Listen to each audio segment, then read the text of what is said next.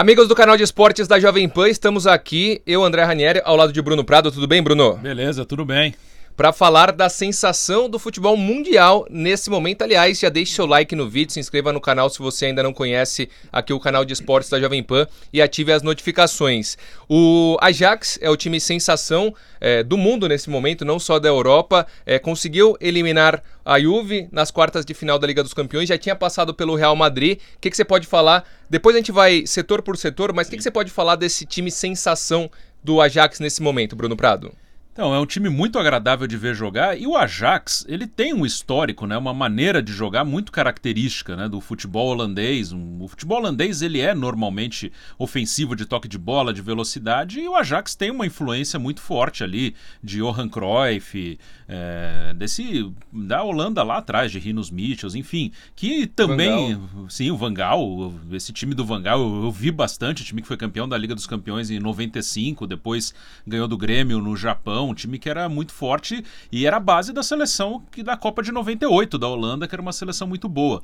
Então o Ajax segue essa tendência de futebol, essa tendência que influenciou demais o Barcelona com o Cruyff, depois com o Guardiola, que é um seguidor do Cruyff, foi jogador do Cruyff no Barcelona.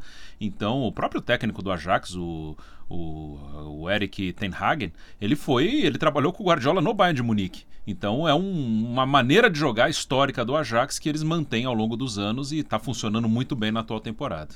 Então a gente vai falar depois uma visão macro, né, sobre o Ajax, mas indo setor por setor. Começando pela zaga, né? O que você pode falar da zaga? Tem um jogador, o Blind, que é o jogador experiente desse time do Ajax, que ele é muito jovem, e tem também o De Ligt, que inclusive muita gente diz que pode ir para o Barcelona, outras equipes querem o De Ligt, ele marcou, né, um dos gols na partida diante da Juve. O que você pode falar do setor defensivo? Como funciona esse sistema defensivo do Ajax? Então, é necessário que eles saibam jogar, né, com a bola no pé, que eles tenham boa saída de bola, que eles tenham velocidade.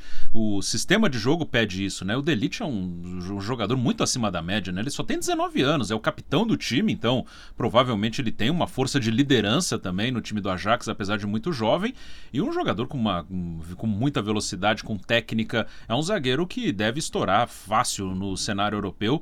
A Holanda hoje tem o Van Dijk no Liverpool, hoje os dois formam a dupla de zaga da seleção holandesa, né? O que também dá pra gente esticar um pouquinho. Uma Holanda que ficou fora da última Copa, fora da última Euro, tem uma geração muito forte para as próximas competições, e o De Ligt na defesa tem tudo para ser um dos melhores do mundo nos próximos anos. E o Blind, que você citou, é um cara que joga de zagueiro, joga de lateral esquerdo, joga de volante, fez uma excelente Copa em 2014 no Brasil, e o pai dele era jogador do Ajax do Van Gaal, né? Também era um defensor daquele time. Então o Blind é uma figura importante e que joga em várias funções, polivalente, o que também é uma característica desse time.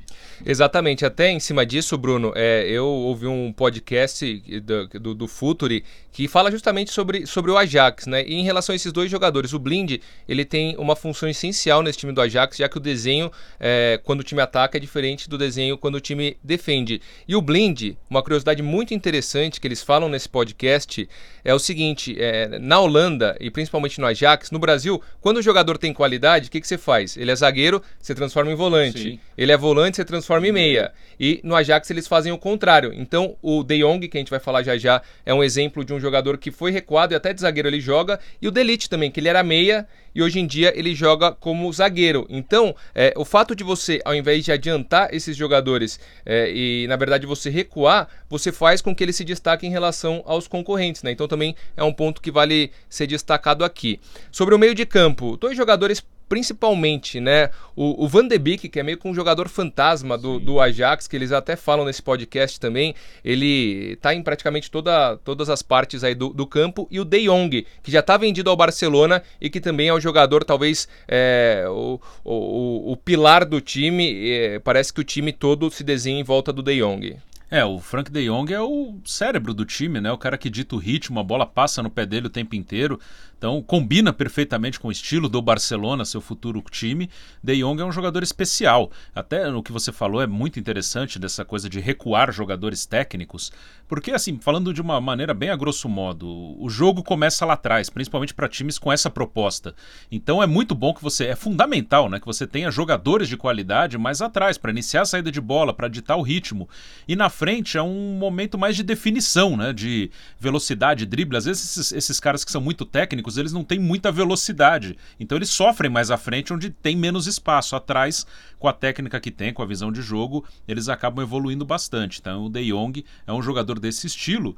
E o Van de Beek é um cara que realmente dá a dinâmica ao time, né? Ele aparece na frente, ele finaliza, ele cai pro lado, ele vem pro meio, ele rouba a bola. É fundamental você ter um cara com uma dinâmica como essa. É um cara que facilita a vida de todo mundo. Ele cobre espaços tanto para atacar quanto para defender. Então ele é fundamental. Ele é um cara que, quando não está em campo, faz muita falta ao Ajax. E eu estava assistindo até o canal do Léo Bertozzi no YouTube. Ele fez uma análise sobre essa partida e ele citou um texto escrito pelo filho do Cruyff, e que ele fala que todo jogador que chega no Ajax, por mais qualidade que ele tenha, ele não pode ter medo. O pré-requisito quando chega no Ajax é ser proativo e não ter medo, né? Você tem que tomar a iniciativa no Ajax. Isso faz parte da filosofia deles, mais ou menos como o Barcelona tem em La Masia, e o próprio Cruyff tem uma importância muito grande nisso. E até, né, sobre isso, né, essa semana também saiu uma matéria no Players Tribune do Kevin De Bruyne, que é jogador do Guardiola no Manchester City. E ele falou muito dessa questão do medo, né? Ele falou que a carreira do jogador ela é muito cercada pelo medo, né? O medo de errar, o medo de perder, e que uma das primeiras coisas que o Guardiola faz quando chega ao clube é incentivar o cara a arriscar. Você não pode ter medo, você tem que curtir o jogo, você não pode... Uma coisa assim, você não pode perder a oportunidade que você está tendo por medo. Então aproveita, arrisca, é fundamental para o nosso time que você arrisque. Então o De Bruyne falou que isso até deixa o ambiente mais leve, né? Não fica aquele peso o tempo inteiro. Não, a gente tem que ganhar, se não ganhar vai ser um problema enorme. Então a gente falou do Guardiola como seguidor dessa escola, e no Ajax, como falou o Cruyff no texto do Jordi Cruyff, que foi jogador do Barcelona também, o Ajax segue essa filosofia, até porque se você sai jogando de trás, você não pode ter medo de errar mesmo.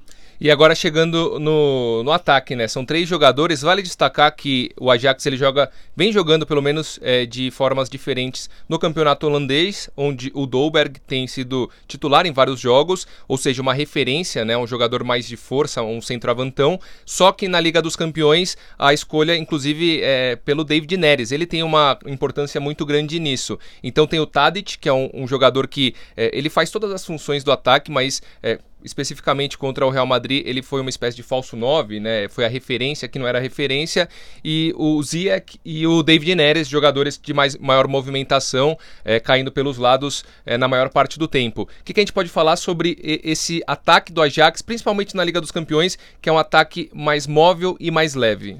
É legal, eu gosto, né? Outra opção de área seria o Huntelaar, né? Já veterano, que entrou um pouquinho até contra a Juventus, mas eu gosto desse ataque leve. O Tadic, eu comparo ele um pouquinho com o Roberto Firmino até. Acho que ele tem algumas características parecidas com o Roberto Firmino.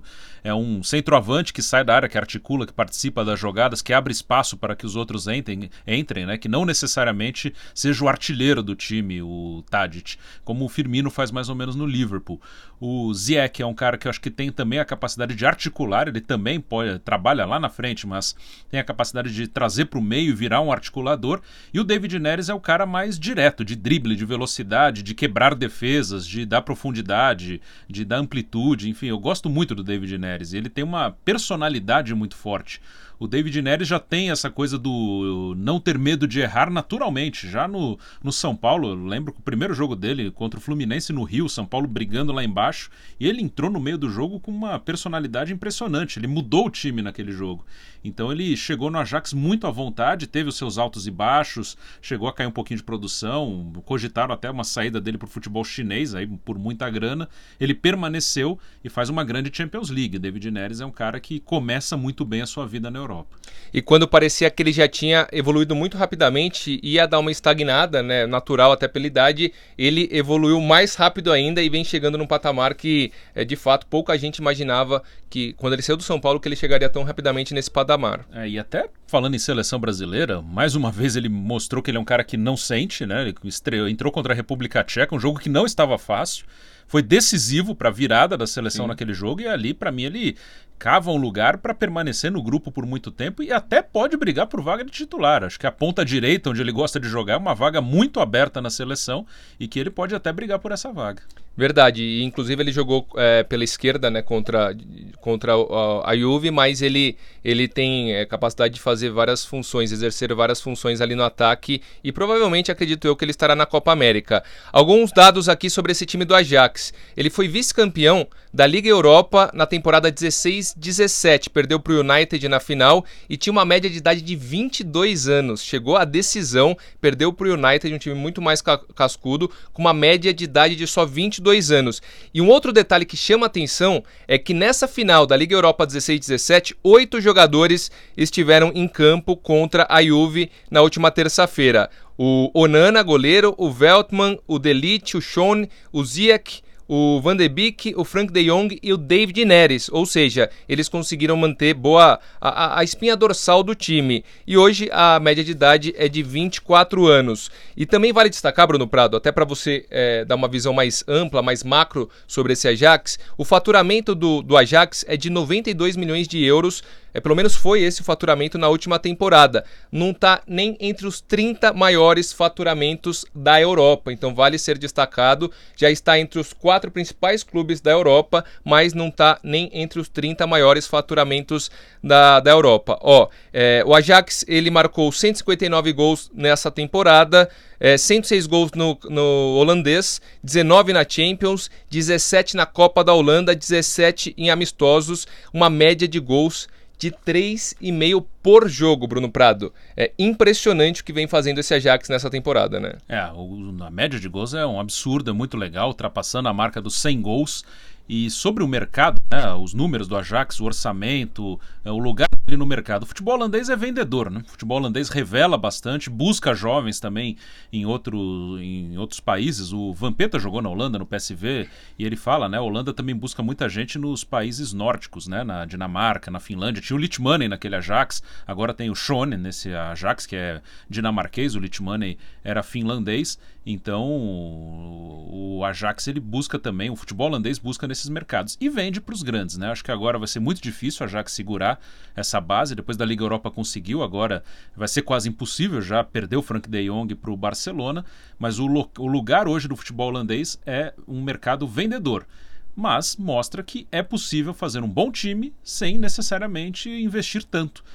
Se você tiver um trabalho, uma linha que você segue, uma ideia de jogo clara, trabalhar em cima disso, desenvolver jogadores, você pode sim fazer uma boa equipe, uma equipe forte. Você não precisa necessariamente gastar 1 bilhão de euros para formar um time vencedor. Valeu, Brunão. Valeu, um grande abraço.